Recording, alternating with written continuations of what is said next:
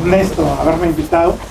Debo confesar que cuando me invitó a dar la plática, pensé que iba a ser una plática más entre 30 pláticas distribuidas a lo largo de una semana, como la vez anterior. Y cuando mandó el anuncio me espanté porque me di cuenta que eran muy pocas pláticas. Y bueno, quiero decir que me siento muy honrado,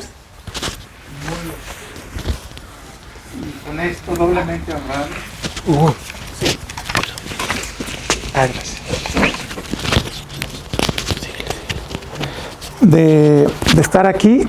Alberto, pues para todos nosotros ha sido un guía, ha sido un líder, nos ha aportado, aparte de sus contribuciones propias a la matemática,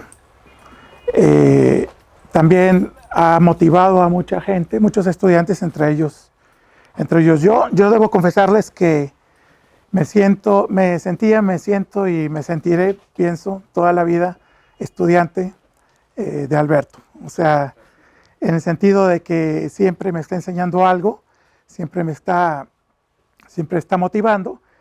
Y quisiera mencionar una de las motivaciones, una de las preguntas que me hizo en relación al comentario de la plática anterior, de que Alberto siempre está empujando. Más o menos en el año 2000 me preguntó sobre la demostración de la conjetura de Maldacena. ¿Te acuerdas? Esa es una pregunta que todavía no tiene solución. O sea, la conjetura de Maldacena es una relación entre teorías que se ha juntado cada vez más evidencia de que es verdad. Hay alrededor de 10,000, 15,000 papers sobre eso. No hay ninguna duda, sin embargo, una demostración matemática formal no existe. Y bueno, eso está todavía. Sin embargo, es una de las preguntas que me han quedado en la cabeza y que sigo pensando en eso y que espero algún día contribuir en esa dirección. Juan Manuel mencionó también mi colaboración con Alberto en relación a invariantes de sistemas dinámicos. Hicimos una generalización de su trabajo con Vila a dimensiones más grandes y también la parte de Donaldson, los invariantes de Donaldson difusos, digamos, también los representamos en términos para asociados a un sistema dinámico. Sin embargo, hoy voy a hablar de otro tema, un tema de lo que hemos estado pensando los últimos 2 años, esto ya lo mencioné, en relación a las amplitudes de cuerdas en el contexto p-ádico.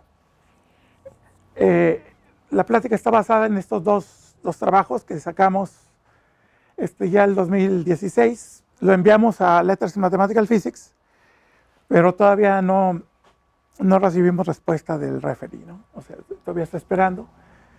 Y fue a finales del año pasado, en diciembre, está enviado a Journal of High Energy Physics. Esa es la parte más física, digamos, de este artículo.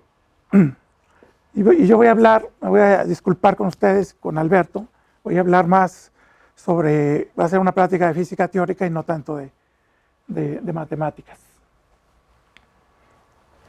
Ok, para empezar, vamos a considerar una teoría de cuerdas abierta, que es básicamente una teoría para un embedding, un encaje de una superficie de Riemann de género H con n puntos marcados en un espacio ambiente, en un target space M, que va a ser una variedad,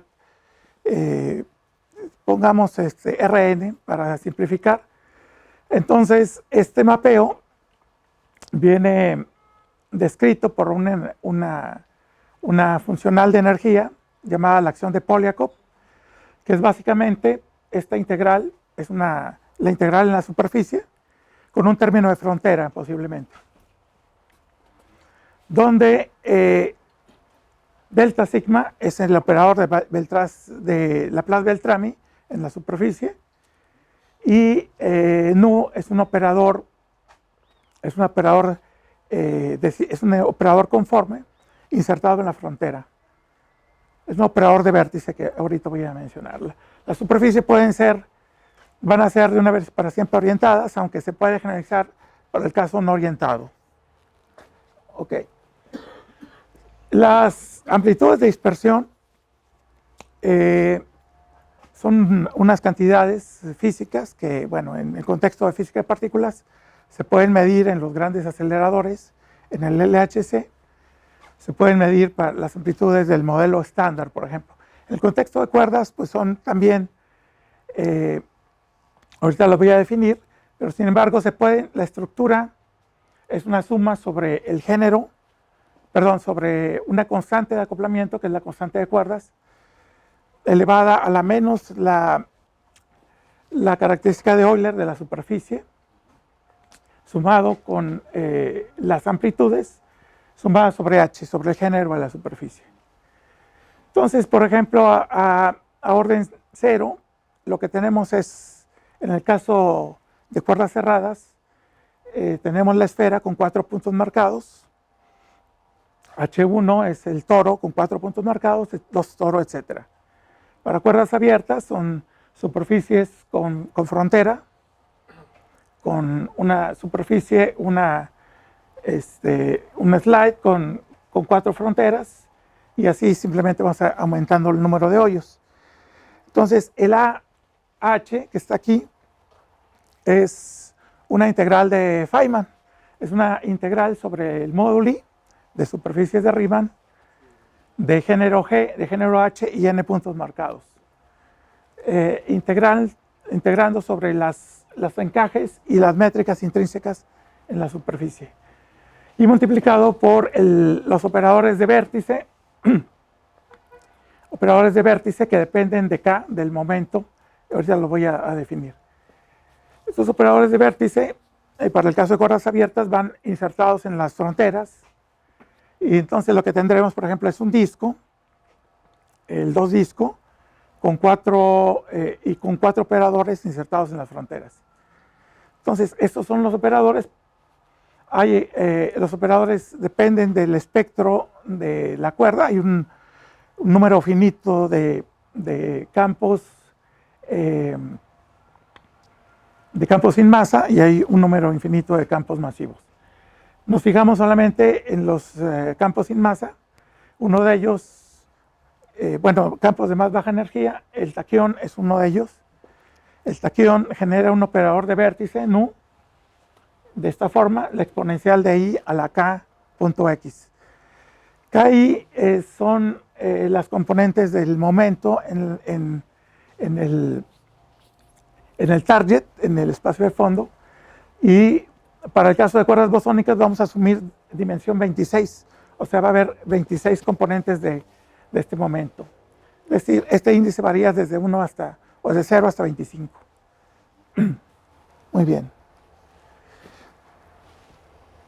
Bueno, estas amplitudes, para el caso h igual a 0, se llama a nivel árbol.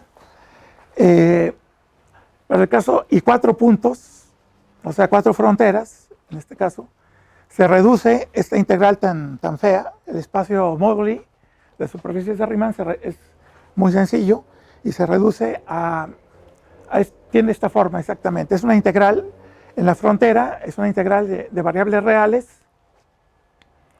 y depende de parámetros S y T, que esos dependen de productos de momentos de las 4 partículas que están interaccionando, de los 4 taquiones en este caso. Para el caso de cuerdas abiertas, esto se conoce como la amplitud de Veneciano. Y para el caso de cuerdas cerradas, es la de Virasoro-Shapiro, que es básicamente la misma, pero en variable compleja. Es una integral compleja. S, T y U son las llamadas variables de Mandelstam. Y esas variables satisfacen una relación, una condición de conservación de momento, que está aquí. Es decir, no son variables independientes.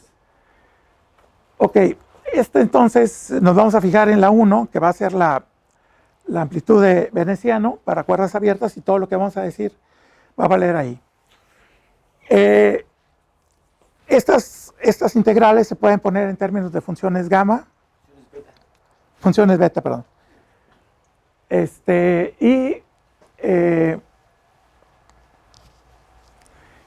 Hay cierta región de convergencia que es muy sencilla. Se puede ver para el caso de cuatro puntos, de 4 taquiones.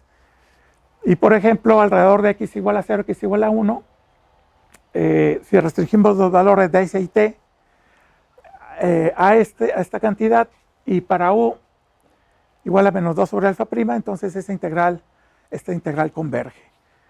Se puede hacer también ahí mismo continuación analítica, una continuación de manera trivial, y se obtiene la región de convergencia de la integral. Bueno, ese no es tanto el problema.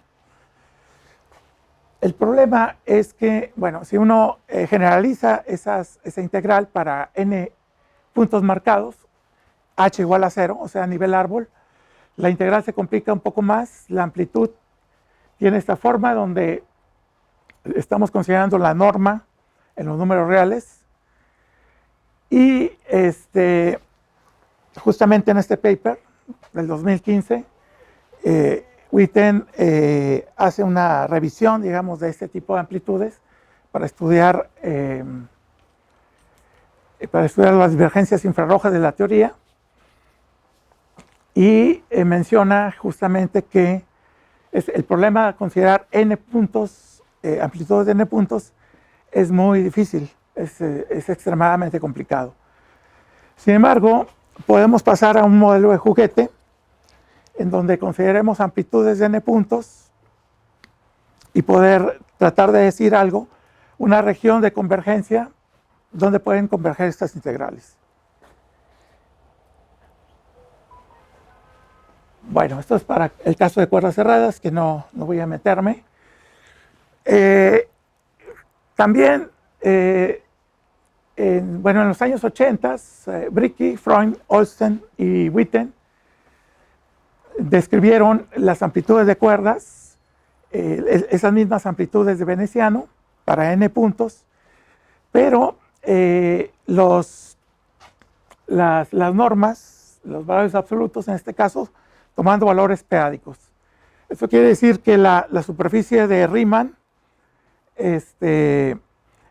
normalmente una superficie pues, toma valores en el campo de los complejos.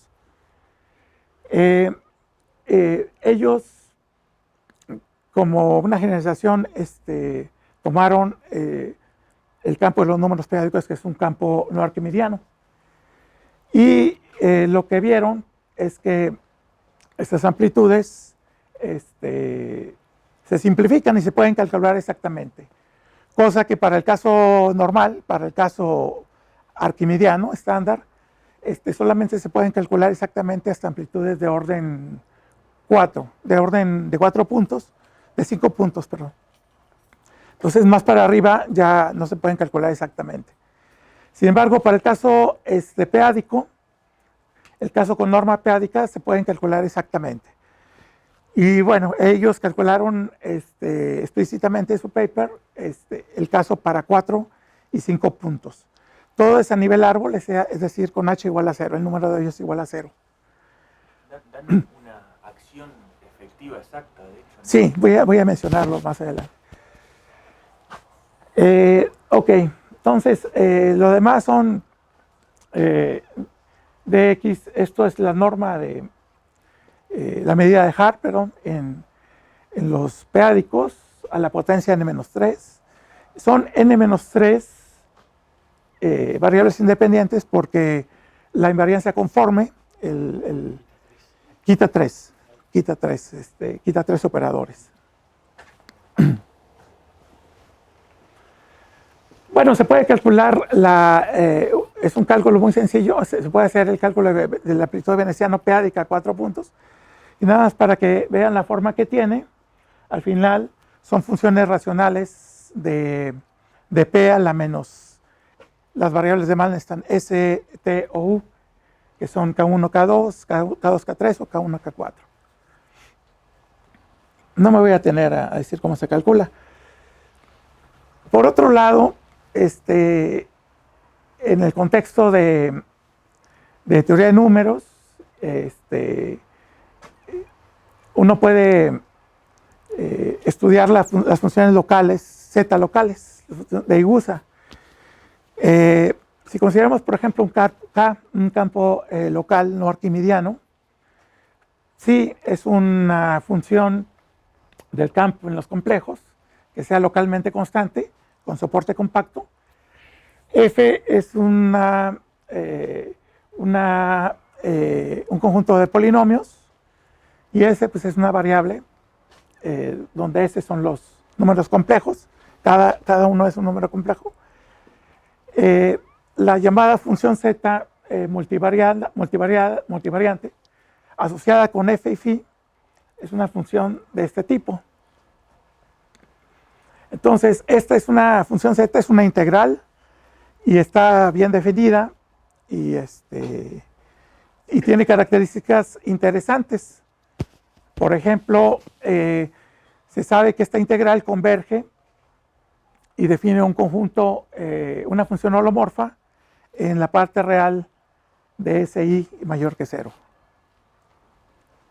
Y también admiten continuaciones meromorfas como funciones racionales de las variables justas de las que dependen las amplitudes.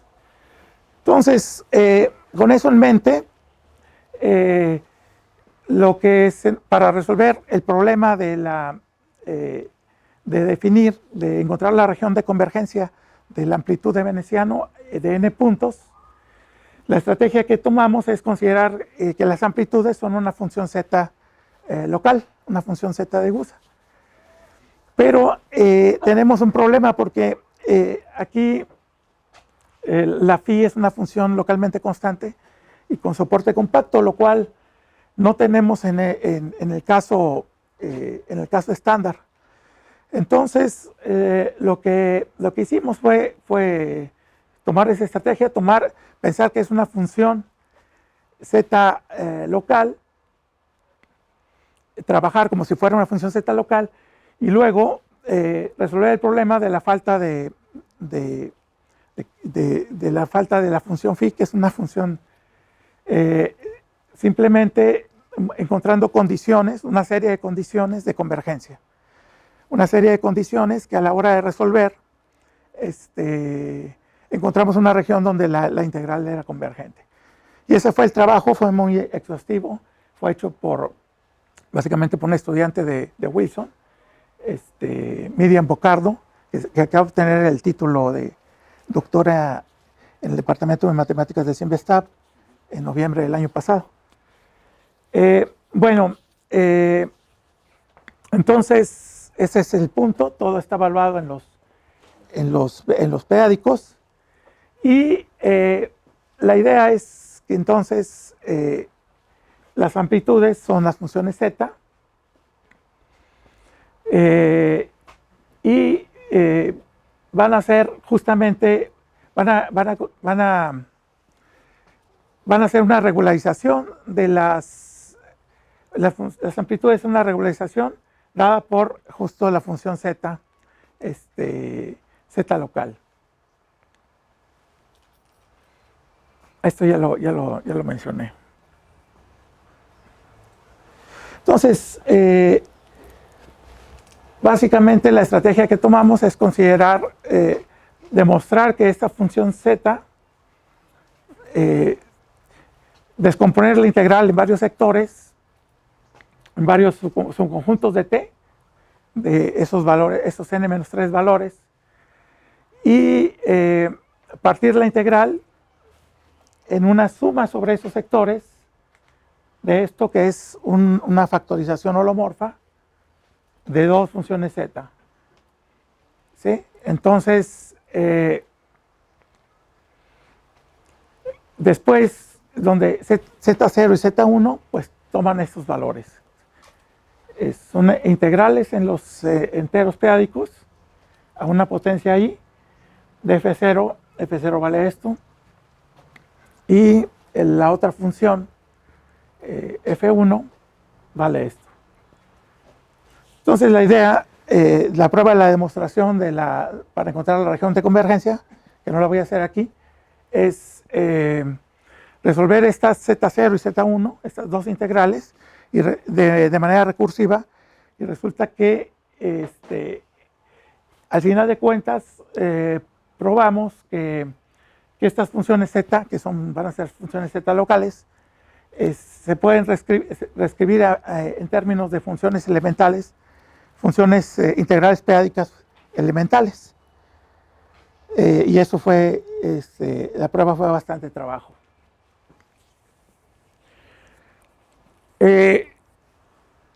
Sin embargo, desde el punto de vista de la física, estas amplitudes, las amplitudes p-ádicas, se pueden obtener a partir de una acción efectiva, como mencionó Juan Manuel, en el espacio de fondo, en el target space. ¿Sí? Es una teoría muy complicada, es una teoría altamente no local, porque tiene derivadas de espacio y de tiempo de orden infinito, ¿no? A esta teoría le llaman teoría de campos de cuerdas p-ádicas. Entonces, esta parte es más o menos usual porque es un potencial a una potencia, esto es usual. Sin embargo, aquí el término cinético son potencias del operador de Laplace-Beltrami. Es un operador diferencial. Es un operador diferencial. Sí, no es algo monstruoso, ¿no? Sin embargo, bueno, esta acción tiene estas ecuaciones de movimiento que también son complicadas. Sin embargo, a la gente de Barton Swibach y a Chuck Sen han encontrado soluciones o tipos solitónicos, dependiendo si P es par o impar, que han ayudado a entender algunos problemas en teoría de cuerdas. Una pregunta. Sí. ¿Cómo le hacen los físicos? O sea, P varía sobre los primos. No, ¿Cómo le hacen los físicos para decir P tiende a 1 o la constante de Planck tiende a 0? No, sí, pero justamente voy para allá. Esta es una teoría, P es un primo que viene de las amplitudes p-ádicas. Sin embargo, cuando ves esta acción es a nivel del espacio ambiente, ¿no? Entonces, aquí los físicos lo toman como un parámetro continuo. Fíjate que P es primo, P es un número complejo porque así se me dan las ganas. Sí. Exactamente. ¿Quieres verlo solo primo, discretizado, velo, pero nosotros somos físicos, lo vemos como se nos pega la gana. Sí, lo toman como par o impar, exactamente. Entonces encuentras soluciones, es como un parámetro real. Sí, sí. Pero así interpreta también la dimensión del tiempo, el espacio tiene dimensión 3.741. Y es algo parecido, una vez me explicaron en Trieste, así como que... Regularización. Regularización. Es el único P que hace que sea finito, ¿verdad? Pero justamente es lo que no queremos. Primero voy a decir es lo que hicieron unos físicos en esta dirección y luego voy a decir cómo lo hicimos nosotros. Perfecto. Que ya no tiene que tomar el límite contractivo. Ok. Entonces voy a hablar un poco de lo que hacen los físicos. En un paper de Gerasimov y Chattasvili, en el año 2000, ellos toman P va a 1 como si fuera una variable real, impunemente, digamos, y encuentran, usando expansiones de Taylor, alrededor de P igual a 1, encuentran que la acción la ecuación de movimiento se linealiza, o sea, se vuelve una ecuación para el operador de Laplace, para un campo escalar, con un término de potencial complicado, logarítmico. Entonces, la acción efectiva en ese límite pues toma un valor, una forma muy sencilla, casi usual, ¿no?, de la teoría de campos. Aquí el único problema es el potencial logarítmico. Entonces, si uno cuantiza esta teoría a la pata integral, introduce un término de fuentes, la ecuación de movimiento que le queda es J de X. Uno usa el método de funciones de Green para calcular el propagador. el propagador es la función de Green de esta ecuación, justamente, o sea, cuando esta ecuación es igual a una delta. Y la función de Green es muy sencilla, es simplemente como es usual, o sea, 1 sobre k cuadrada más 1, o sea, como si fuera una partícula de masa 1. Sin embargo, una vez que uno mete las interacciones del potencial, pues el potencial logarítmico lo podemos expandir en una serie de potencias y uno se va a calcular las funciones de correlación de n puntos en esta teoría, que son básicamente derivadas funcionales de una cosa que se llama la funcional generatriz, derivada con respecto a las fuentes en diferentes puntos y evaluado todo en j igual a 0. Ese es un formalismo usual, digamos, en teoría cuántica de campo. Los puntos están en el espacio de Minkowski y uno puede, al meter las interacciones, la Z0 es la funcional generatriz de la teoría libre y es básicamente, en términos de las fuentes, es una funcional cuadrática en las fuentes, multiplicado por los determinantes bosónicos que normalmente son divergentes, pero se pueden regularizar usando la función z de Riemann. Sin embargo, la incorporación de interacciones de esos términos, de esas potencias que vienen del potencial logarítmico, se hacen de esta manera, ¿no? De hecho, hay un número infinito y uno se va fijando por ejemplo, para cierto número de puntos, para n igual a 4, cuáles son las amplitudes que no tienen lazos, o sea, que son a nivel árbol, y que dan lugar a las amplitudes p-ádicas. Entonces, este es el claim, digamos. Las amplitudes de dispersión son las amplitudes a nivel árbol conectadas y corresponden exactamente a la acción efectiva en el límite cuando p tiende a 1. Entonces, nos pusimos a calcular todas las amplitudes del primer término, del término phi a la cuarta. Salen calculamos la amplitud y sale justamente, hay un punto X que está fijo y funciones de Green, o sea, propagadores de X a X1, o de X2 a X, de X3 a X, etc. Entonces es un vértice y cuatro patas. Después del término B phi al cubo obtuvimos o sea, hay muchos más diagramas, por ejemplo, un lazo, dos lazos, pero eso ya no los consideramos, nada más consideramos los diagramas conectados a nivel árbol. Para 4 puntos del término C phi al cubo, calculamos toda son cálculos largos, sin embargo, nos dan justamente 2 puntos, X y Y, un propagador entre ellos, y líneas que van de X1, X2, X3, X4, digamos, hasta los puntos X y Y, hasta los vértices. Entonces estos términos dan lugar a diagramas de este tipo, que en la terminología de las amplitudes se llama canal de decaimiento S, T y U. Entonces, estos contienen justamente esos canales de decaimiento.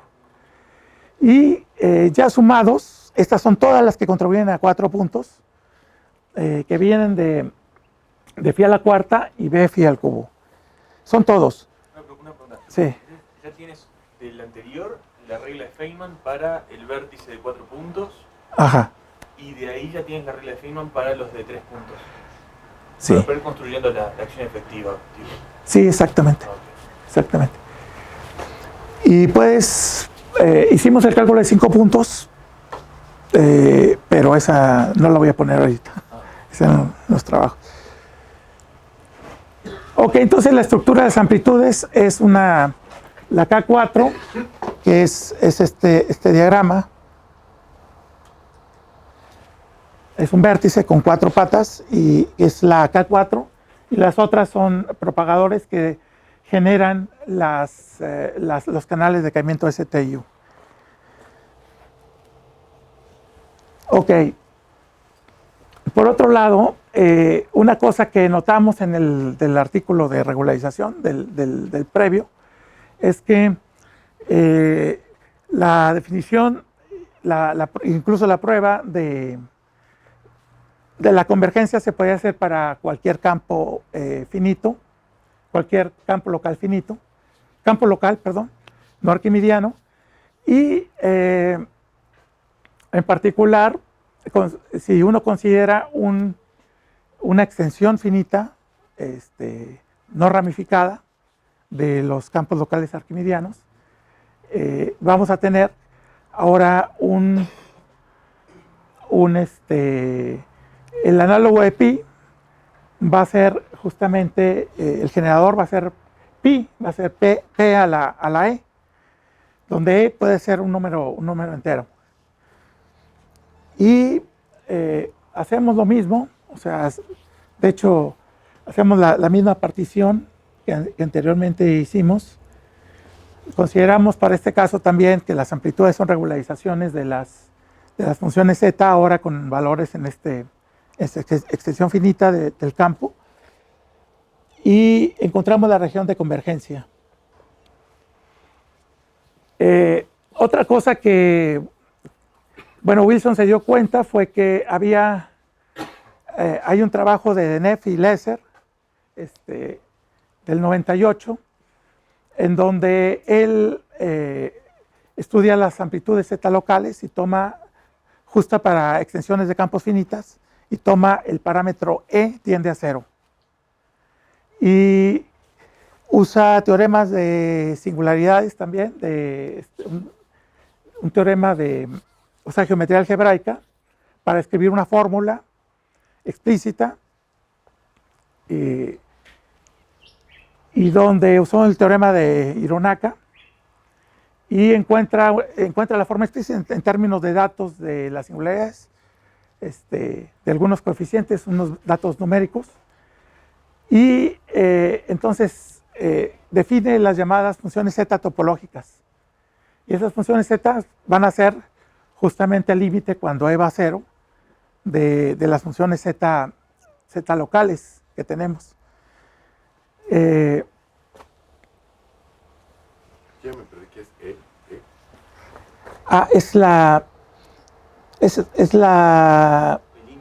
El índice de ramificación de la extensión finita del campo. Entonces se sustituye tomar P va 1 por tomar E va 0. Y en esa teoría, en la teoría de Denef y Lesser, sí queda justificado tomar E va 0. Entonces se hace todo muy parecido, y tomemos el primer ejemplo, es el de las funciones z de 4 puntos.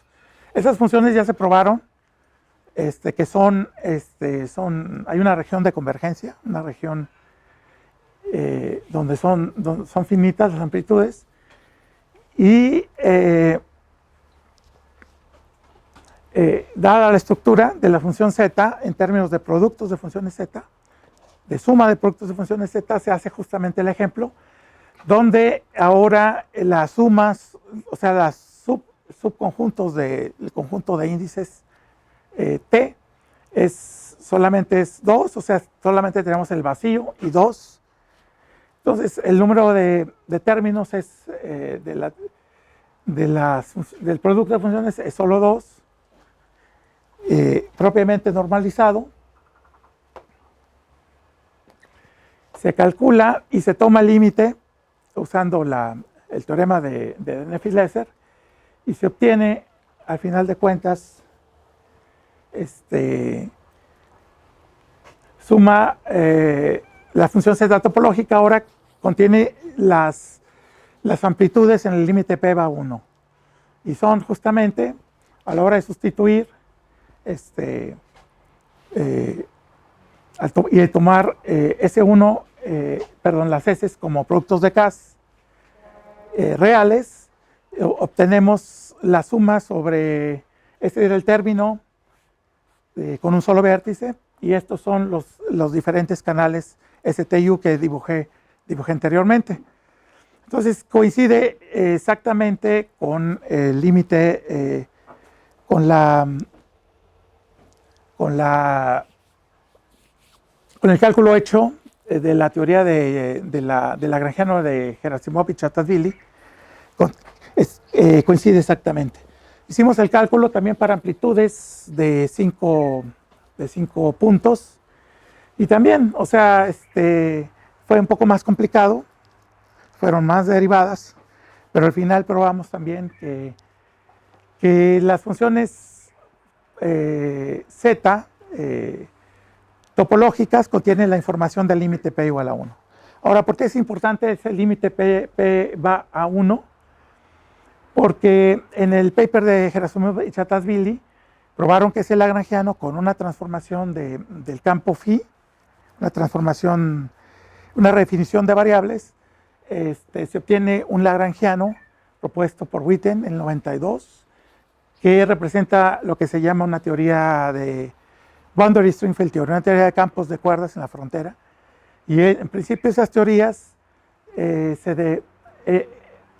esas teorías se argumenta de una manera bastante importante que son independientes del fondo. Y es uno de los problemas que tiene teoría de cuerdas, que la teoría es válida únicamente con un fondo particular, con un target como Minkowski o como un fondo de ondas planas, pero una formulación independiente del fondo, una formulación covariante, no se tiene, y ese es justamente uno de los primeros pasos.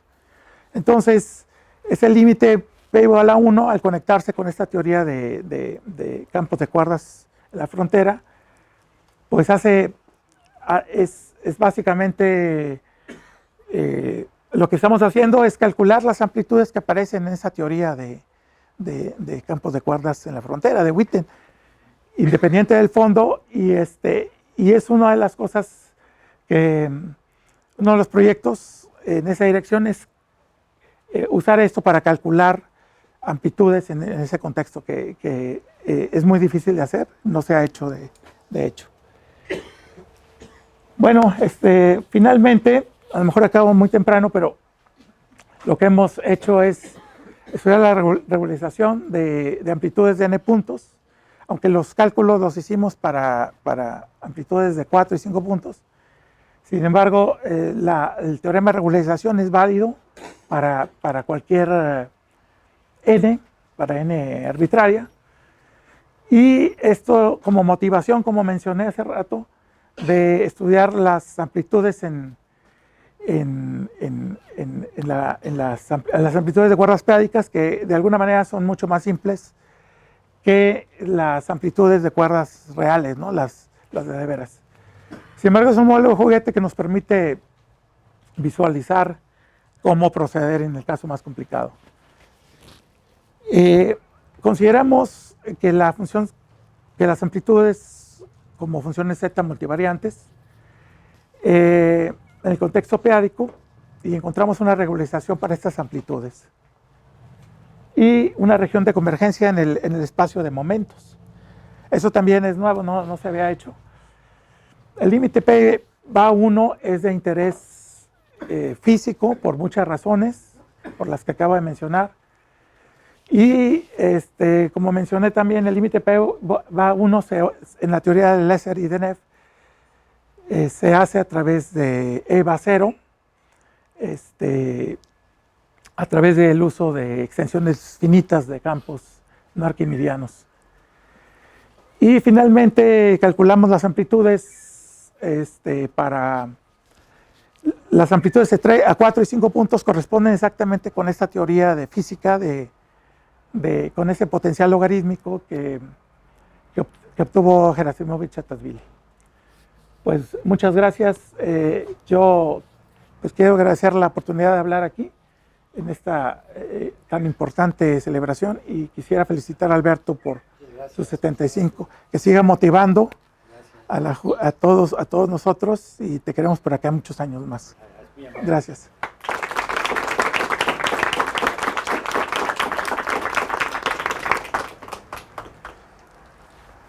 pues podemos hacer dado que te apuraste, podemos hacer un descanso de 15 minutos y volver a empezar. Muy bien, Muy bien. muy bien, bravo, gracias. No, gracias ¿Has a ti. pensado en la Local to Global?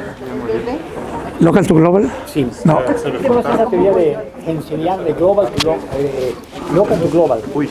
Hola, Pati. Me dio un toque. ¿Te dio un toque? Hola, ya. ¿Cómo estás? Muy amable, Pati.